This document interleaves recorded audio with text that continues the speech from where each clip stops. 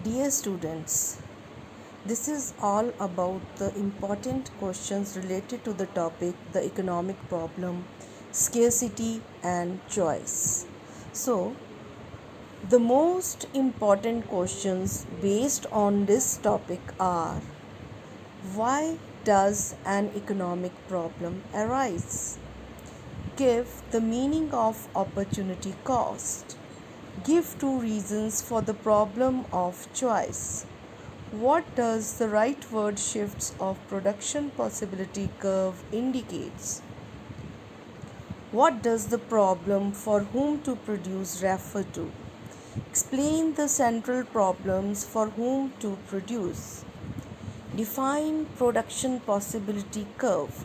Explain why it is downward sloping from left to right. Explain the central problems of how to produce. Why is production possibility curve concave? Explain.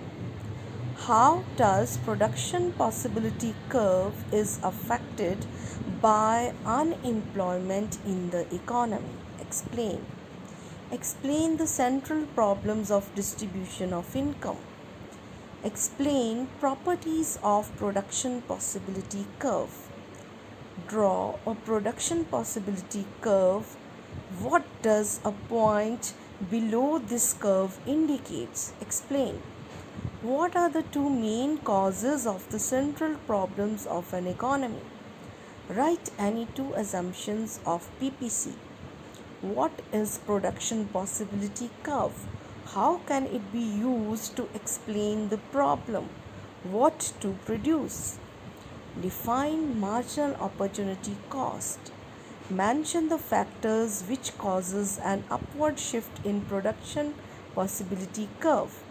Scarcity is responsible for all the central problems in all the economies. Explain how the central problem solved in a capitalist economy. What is meant by central problems of an economy? How are these problems solved in a mixed economy like India?